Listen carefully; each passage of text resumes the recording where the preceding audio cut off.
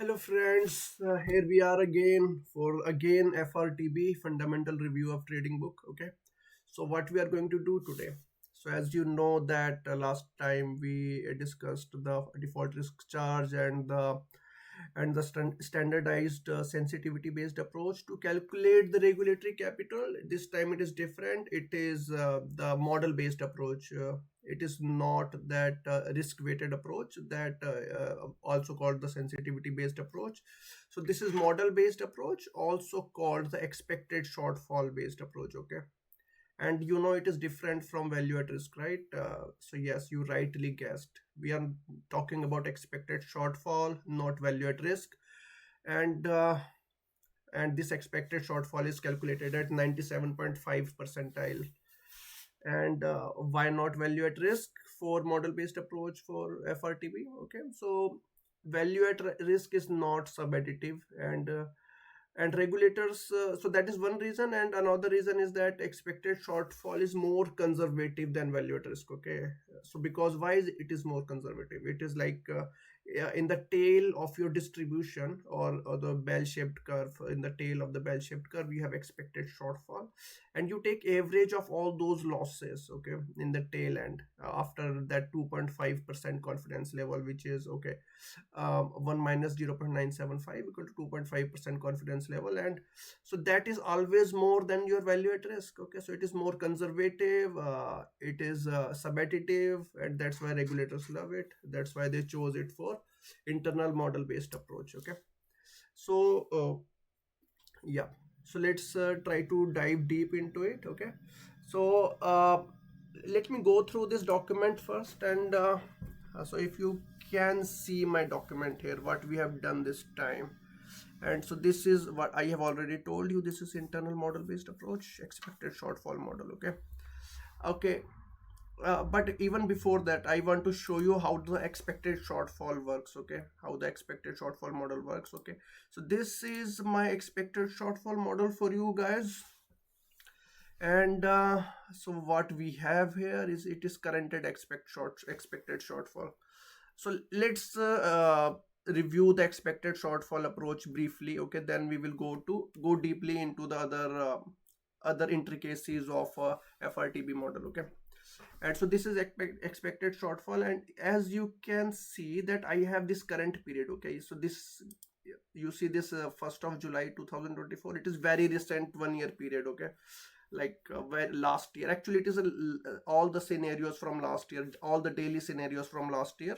And what risk factors we have here? Okay, we have treasury risk factors, treasury rates, and Microsoft and Intel equity prices, and liquidity horizon of 10. Okay, so again, liquidity horizon is again one more uh, one more thing that we need to learn in the FRTB approach. Okay, so liquidity horizon is nothing but so so Basel assumes that we can liquidate or hedge these factors in like 10 days. Okay, on an average they believe that we can, if you have Microsoft stock, you can sell it into 10 days on an average, and the same for Intel price.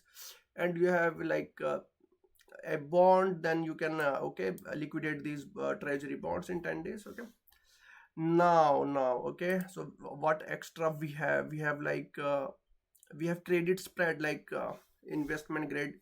It could be a German bond, or it could be a UK gilt. Okay, you see there is a spread, to the US treasury here. So yes, so this is not US treasury bond, it is some foreign government investment grade bond. Okay, again, this is sovereign high yield. It could be like some developing nation bond. If you have your some like max like a bond from India or China in your portfolio, then so this yield, sorry, this liquidity horizon of 40 years could be applicable to that. And this 20 for that, I will explain everything, but I'm just explaining you this expected shortfall right now. Okay, I'm telling you my portfolio, so this will really help you. What is in my portfolio today? Treasury bonds. Okay, and some sovereign bonds. I have some sovereign bonds, and like sovereign bond, it could be German bonds. Okay, how much I have quantity 100 for each type of asset. Okay, 100 treasury bonds, 100 sovereign bond, high yield. Okay, let's call them India bonds. Okay, let them be German bonds. Okay, and Microsoft. I have equities as well. I have carbon credits as well. Commodities. So these are this is commodity asset class. Carbon credit means I can trade the emission based carbon credit in the US or European markets. Okay, it is related to the ESG. Carbon inefficient companies can buy carbon credits, and carbon efficient companies like even Delhi Metro, DMRC, it is in India. They sell carbon credits from time to time, and there's today it is a huge market actually for carbon credits, but not so long ago, for some stressed periods, it was not available. It is a very recent phenomena. Okay, so that's there is a reason I added carbon credits to my portfolio. I have 100 units, and I have corporate spreads as well, like corporate credit, like Tesla bonds, high yield. Uh, High yield bonds I have in my portfolio. Okay, so you know my portfolio. Now let's dive deep. And so these are my credit factors. Okay, I am exposed to two rates factors, two equity factors, and three spread factors. Okay, and I have carbon credits as well. Okay, and this is so what I have done. Okay, so these are daily movements in these risk factors. Daily movements in these risk factors. Okay, you can also simulate these movements if you don't have test data. There is a formula in Excel. Invest. I will tell you later. Okay. So yes, if you increase the standard deviation in that in simulating these normally distributed numbers, then obviously expected shortfall will increase, and if you decrease that standard deviation, ES will decrease. Okay, so that's simple. Okay, you can also see the standard deviation of my numbers. Okay, so these are the standard deviations. You see the most, which is the most risky risk factor. If you see, okay, it is the equities that are very risky. No, okay, these are the percentage terms. So it seems that Intel price and credit spread, investment grade. Okay, so they seem to be very risky. So this is a standard deviation percentage. So it may not be like that in the real world, but in my risk factors today in my portfolio, they have this risk for each risk factors. Okay, so that also means that in this portfolio, in this instance, the credit spreads is driving the highest risk. Okay, and this is the second number, and this is the third. Okay, so these are the riskiest these three, 1 2 3 riskiest risk factors. So they are changing daily. Okay, now what is the next point? Okay, in my expected shortfall. Okay, I will give more details later, but what I have done to follow the Basel methodology. Okay, Basel method. So I just for the liquid, so you see that each liquidity horizon. Okay, it is divided into like liquidity horizon. Okay, so these risk factors have liquidity horizon of 10, this has 20, and so let's do one thing, freeze the 10-day liquidity horizon, and keep the movements. Okay, let the stress scenarios for other risk factors carry on. Okay, so you see they are changing, but only for 10 it is not changing. Okay, so we will calculate one expected shortfall later based on these stress scenarios. Okay, where we kept the liquidity horizon 10 unchanged. Okay, it did not change, and we will call that ES20. We will call that ES20. Okay, why we will call that ES20? We will call that ES based on 20 liquidity horizon, because it will correspond to all the risk factors whose liquidity horizon is more than 20 days. Okay, simple as that. Let it be like that. Yeah, so for all the risk factors whose liquidity horizon is more than 20 days. And again, what I have done, I have frozen now 20, 10 and 20. You see, liquidity horizon of 10, see, not changing. Okay, for daily not changing, for 20 not changing. So it has again been frozen. And what is changing? 40, 60 and 20 days. Okay, 20 is also frozen. Okay, 40 and 60 is changing. So that means, what will I call that expected shortfall calculated on my portfolio based on these risk scenarios. Okay, so these are daily scenarios. if I calculate this percentage change any of these 2 days, then that is a risk scenario actually for me for that risk factor. So I can call it expected shortfall based on 40 liquidity horizon of 40. Okay, because of 40 and 60 it is changing. If I had like one risk factor like commodity risk factor which had like liquidity horizon of 120, then yes, that would also, it could have been possible that if my portfolio invested in some crude or any other liquidity, sorry, commodity, then it is also possible that then that would then there would be scenarios generated for that and they would be changing daily. Okay, that's possible. My portfolio does not have, my portfolio has these many liquidity horizons only today.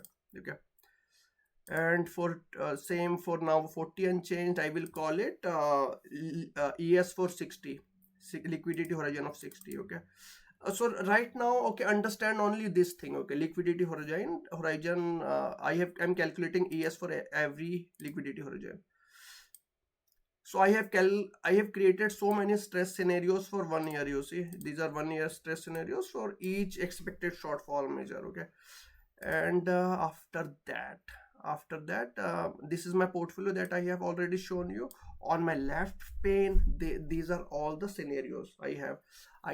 Sometimes I have frozen 10 liquidity horizon, sometimes 10 and 20, sometimes 10, 20, 40. Okay, like that. Now I will apply those stress scenarios to my portfolio. Okay, let's apply those stress scenarios to my portfolio. What happens? So I applied those stress scenarios and calculated my portfolio value. Okay, so this is a simple full reval. Okay, full reval of a corporate bond. So my sovereign bond gets valued only like 1 year and 2 year rates, sovereign rates, and sovereign high yield gets calculated based on that spread, sovereign spread that I showed you. And so these are using spread and rates.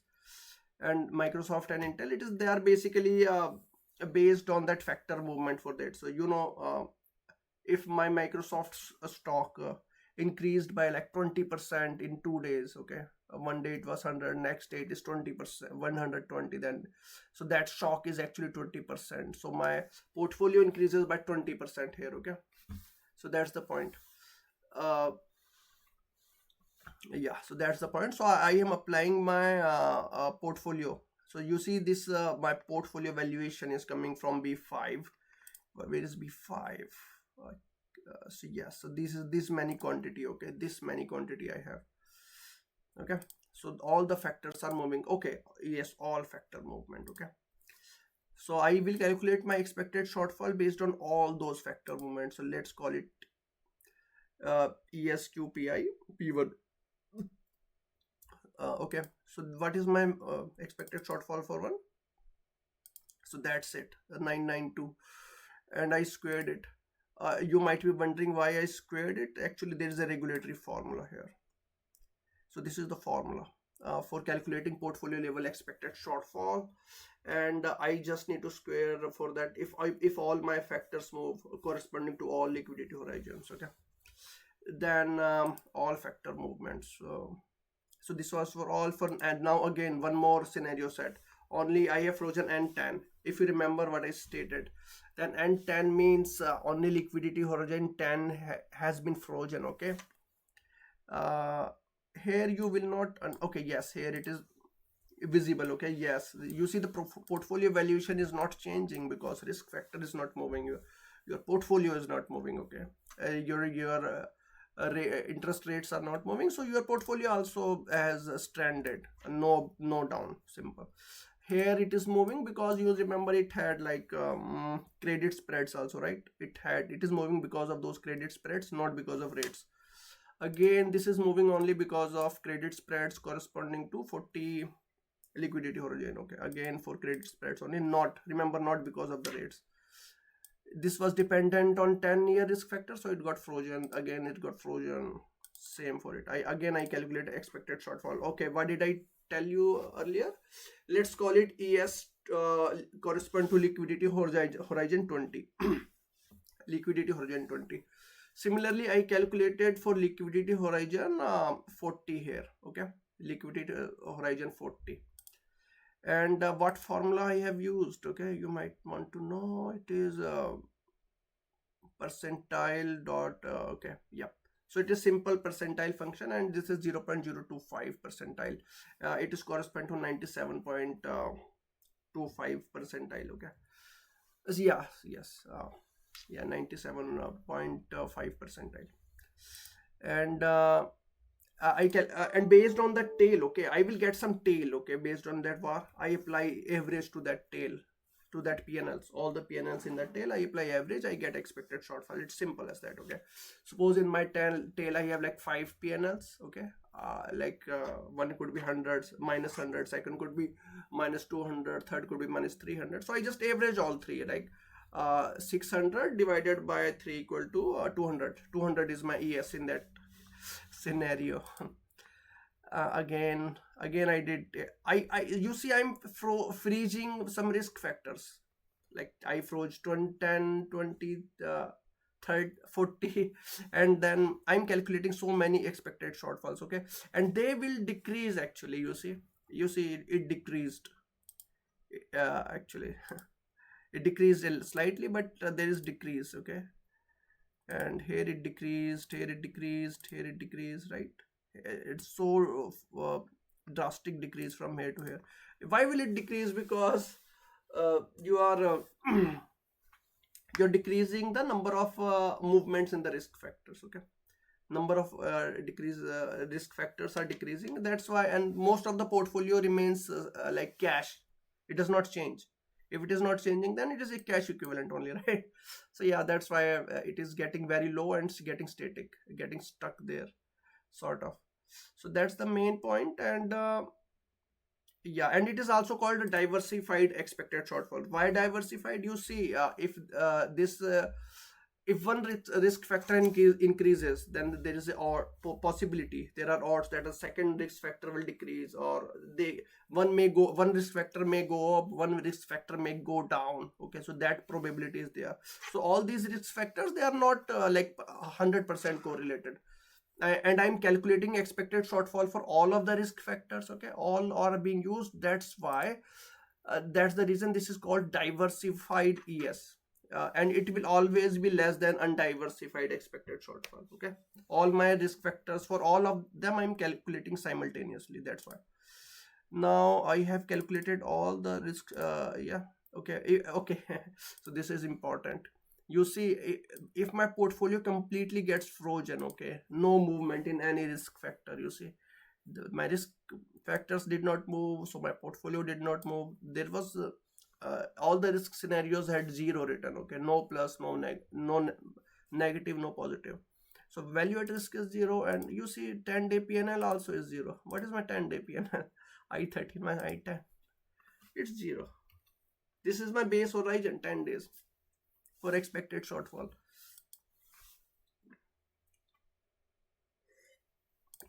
So yeah, so it did not move. My portfolio did not move, right? That's what. And why am I calling it diversified? Okay, why did I call it diversified? I called it diversified because I did not include a single risk factor into all these calculations. What was that? It was carbon credits. I did not include. Okay, I will show you. Where is carbon credit? Where is, yes.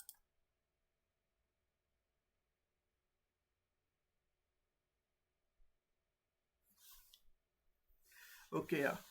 So this is full risk. Okay, current expected, full risk, ultra low. Okay, low risk. Yeah. So actually it is full risk factor. And yeah, let me see. Okay.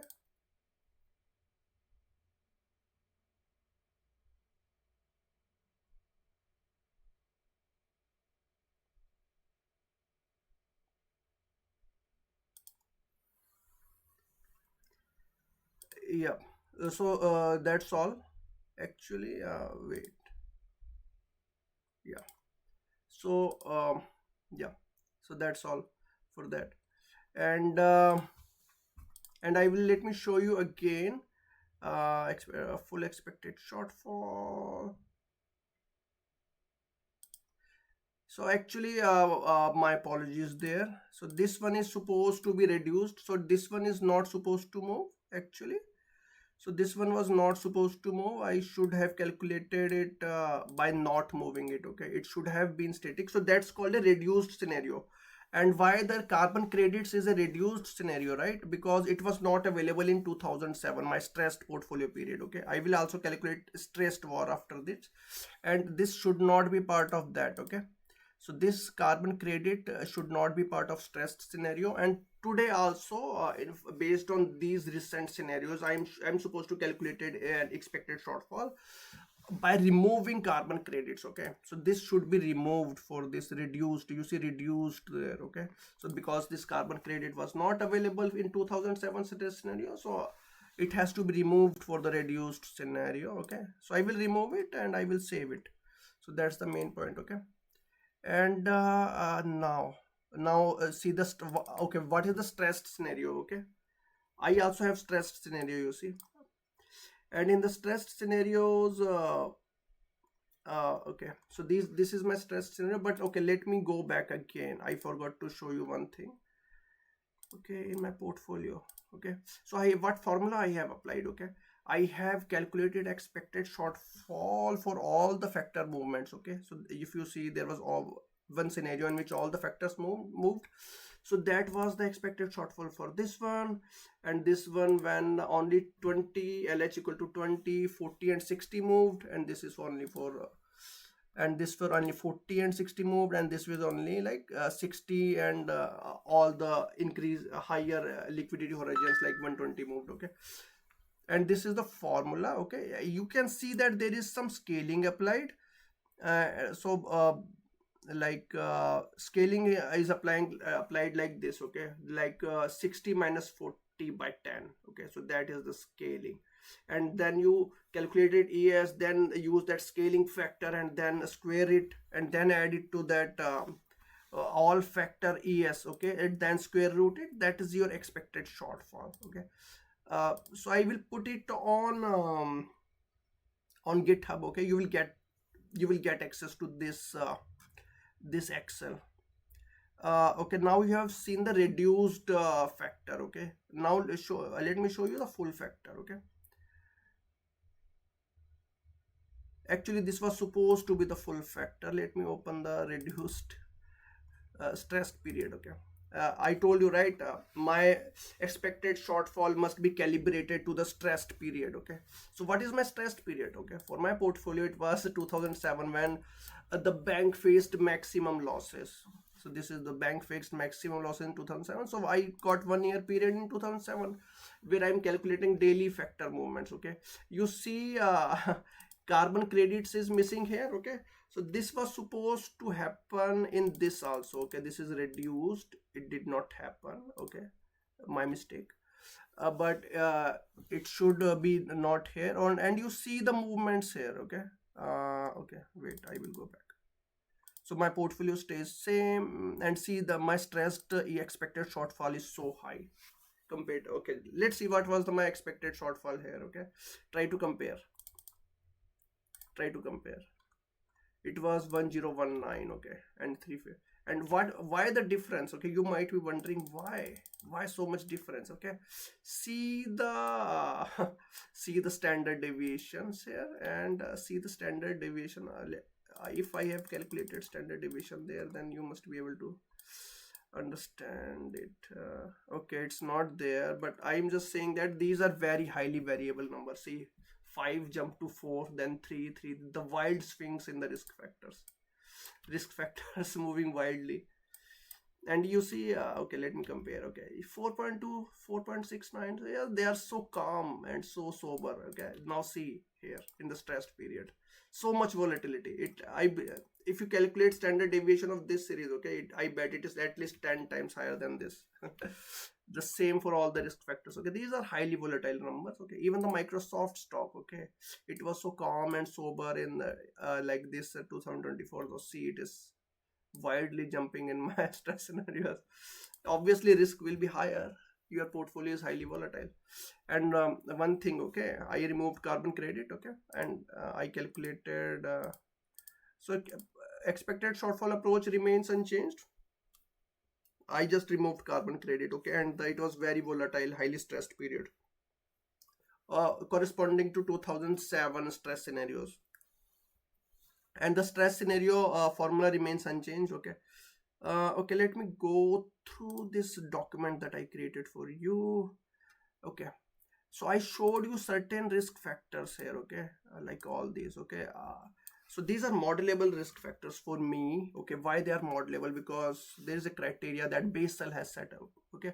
So you can access this link, okay. I will add it to the GitHub. It is nothing but Basel MAR 31. And so why, how, uh, when can we use one risk factor in our risk model approach, okay, expected shortfall approach? We can use it in our expected shortfall approach when we have 100 real prices over 12-month previous period, okay. Then it is modelable for us. You can use it in your expected shortfall approach, okay. It's just simple as that. If you have 100 prices in past 12 months and no more than one price in one day, then okay, it's good. You use it in your expected shortfall approach. So all these risk factors are modelable for me, okay. For the risk factors which are not modelable, there is a separate approach which we can discuss it in some other day. And at how much frequency expected shortfall is calculated? It is daily at 97.5%, okay. One tail with base horizon of 10 days. Why base horizon of 10 days? Because Basel believes that this is the minimum liquidity horizon for the most liquid risk factors, and all the risk factors liquidity horizon is more than those 10 days. So that's the same thing. Basel believes that we can liquidate a security or it's hedge it in that much time, okay, on an average. So all the risk factors are divided into liquidity horizons, okay. That's what we did. All the risk factors divided, assigned a liquidity horizon at least, okay. So we get expected shortfall for each liquidity horizon. That's what we did here. Didn't we do it? Yes, we did. For it was called ES for LH 40 actually, right? Because N10 and N20 were unchanged, okay. It is actually LH10 and LH20, so they were unchanged. So yeah, it is called a 40 liquidity horizon expected shortfall. Different applicable. Okay, so these are different applicable risk factors. These are the different risk factors, okay. Yes, these are the rates that I used, and I used okay, I used credit spreads in my portfolio, and I used commodity. I used commodity, it is somewhere there, yeah. Energy and carbon emissions trading. And yeah, that's all. You can see this document and read this link. And I had to calculate a expected shortfall, stressed expected shortfall. And there is one more point, okay. You remember I did not add my carbon credit risk factor in the stressed ES approach, okay. So the point is if my this carbon credit is very very volatile, okay, this risk factor is very very volatile, then I will fail this test. If okay, I will show you how I will fail this test, okay.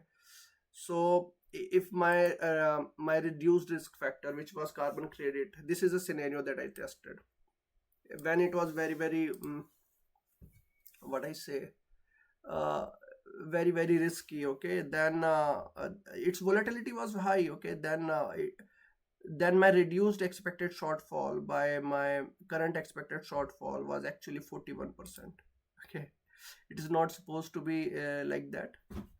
So these are all based on current period, okay. It is not stressed period, okay. Current period, once you remove the that reduced factor like carbon credit, and then you include it and again calculated ES. So I will fail it, okay. So it should not be very risky with what you are removing from your portfolio. And then I decrease the risk, and then it passed actually drastically. So it was just to show you, okay, that what can happen if you remove a very high risk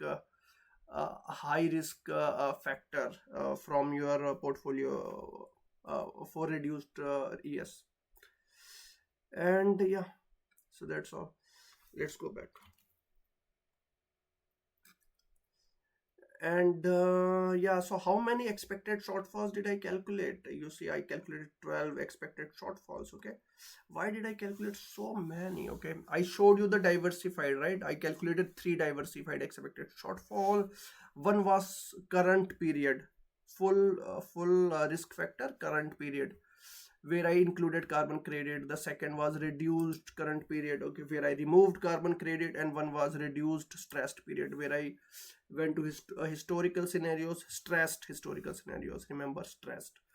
And I removed carbon credit, the reduced factor. Okay, so these were those three diversified scenarios. Okay, I covered all risk. If you see, I covered all risk classes: interest rates, credit, commodity, and one more, actually, credit. Yeah, I covered all of them.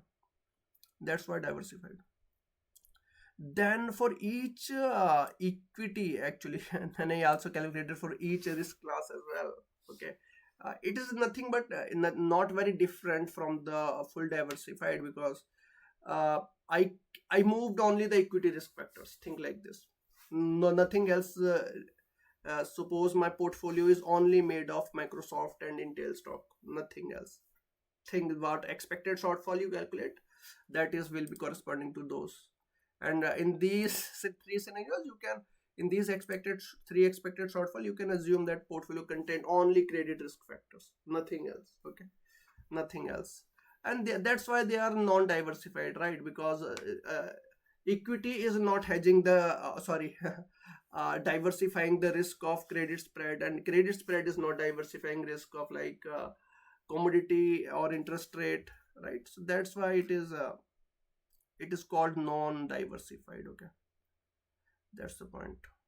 So this formula I already showed you, that est is nothing but your current portfolio, which you are where you moving all the risk factors. Okay, all the risk factors. And so this ratio, okay, once you calculate these three expected shortfall, then you need to scale. Okay, okay, why do we need to scale? That's the point. The point is you need to scale because yeah so the main point is, okay, the requirement is that your expected shortfall should be calibrated to historical period. Okay, it should be calibrated to historical period. So obviously you will calculate his stressed expected shortfall of applying historical shocks. But your reduced factor like carbon credit, which is a commodity risk factor, it was not available then. Okay, then where does it go? How do you calculate risk of this risk factor? How do you calibrate to that missing risk factor and that stress scenario? This is the method. Okay, you you scale it to your full current portfolio, and you are reduced. Okay, so use that ratio. Think it like this is, you are using actually historical es. Okay, historical stressed es, and you are just scaling it. You are assuming that your risk of your ES calculated using all current factors, it will be more than a reduced current factor ES. Okay, so this, you assume that this ratio is obviously more than one, and it would make sense, right? Your risk today, it should be more, it should be more than this historical stressed ES. Okay, to be conservative, to be conservative. Okay, now you have a expected shortfall. Okay, so this is your formula. And after that, what do? You yeah, so now you calculate your final, but remember, now you have calculated only expected shortfall. You have not calculated any like capital. Okay, your regulatory capital, it is calculated from both undiversified expected shortfall and diversified expected shortfall that we discussed here, right, in this table. So this was diversified, this is undiversified. Okay, so there were three fully diversified expected shortfalls, and like 9 undiversified expected shortfall you see for each asset risk class in my portfolio. So this is the formula that we have to use. Okay, so 50%, so this row is 50%, it is the weight like 50% weight is provided to my diversified expected shortfall. This is IMCC is nothing but diverse internally modelable capital charge. Okay, this is nothing but expected shortfall for full diversified, and CI is nothing but for that risk class specific expected shortfall based on modelable risk factors. Okay, based on modelable risk factors. Yeah, so this you have to calculate it, and you see it is nothing but a summation. Okay, if you look at it closely, this first line, okay, that it is nothing but a summation. 50% of like your diversified expected shortfall, and 50% of your sum of your undiversified risk class specific expected shortfalls. Okay, this is second part. But you might be wondering, do I need to do it daily? Okay, because so what do regulators recommend? So Basel recommend that Basel is not regulator. Okay, they are a guidance body. US has their own regulator, Europe has their own regulator. uh, but what does the regulation say? Regulation says that this diversified expected shortfall you have to calculate daily. Okay, so what I calculated earlier, so these has to be calculated daily. Okay, yeah. And but these other 9 expected shortfall, the risk class specific expected shortfalls, you may calculate once a week. Why once a week? Because if you see that okay, so if you divide this first equation by IMCCC, okay, that diversified expected shortfall, then you get a ratio of undiversified expected shortfall by diversified expected shortfall, which is also uh, yeah, okay, let me show you. Actually, that will be more clear. Why am I saying so? Okay, why am I saying so? So this is the formula actually. Yeah, so yeah, you can calculate it, this ratio, the ratio of fully diversified ES to the undiversified ES, and you have to calculate it, that ratio weekly. Okay, weekly means once a week you calculated that ratio using that full diversified ES and undiversified risk class based ES, and then for 6 days you don't need to calculate risk class based expected shortfall. So that's all. Okay, so that's all. Let me see if I missed anything. Okay, so this mistake I will fix. It is supposed to be full. Okay, it is not reduced. I actually I have added carbon credit here, so this is not reduced. So these are the reduced risk factors actually. Yeah, okay, let me say again. Okay, so these 3 scenarios, these are full risk factors. Okay, they are not reduced. These are full risk factors and these are reduced. Okay, I will correct them and add to GitHub. And so these are actually risk class specific expected shortfalls. Okay, let me open equity.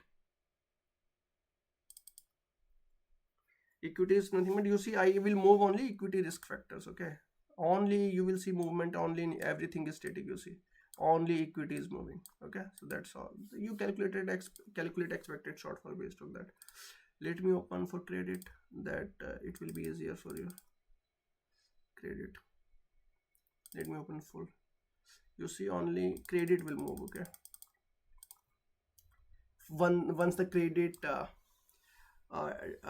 20 will be frozen, LH equal to 20 will be frozen, then 40, then 60. Yeah, one after another we calculate scaled expected shortfall, and this is the expected shortfall logic. Yeah. Yeah, and let me go to what was my total. So okay, so in this portion I explained you the what happens if your reduced factor is of high volatility. Okay, that I explained you, and I think I explained you this what was my, yeah, so this is my this is the ratio that I was talking about. You pick the historical stressed expected shortfall, then scale it by the current full full ES and divided by reduced ES. Okay, so that's the ratio that I was talking about. Okay, see, it is very close to, okay, let's see, it is H3, right? Okay.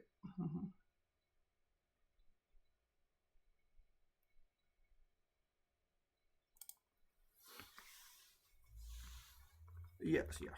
See, it is very close to historical stress scenario, right? Historical stress, and then it tried to scale this value only. The single value, it is scaled up a little bit. So now we move to the next part. So I think we already discussed that, and row was one half. Okay, 50% to the diversified, 50% to undiversified. Okay, just like that. And yeah, so we calculated all these expected shortfalls. Okay, and this is the formula. If you remember this formula we discussed, like 50% allocation to current expected shortfall. Sorry, fully diversified expected shortfall, and 50% to the sum of undiversified diversified expected shortfall. Okay, so that's all, team. Have a great day. So if you have any questions, let me know. Have a great day. Bye.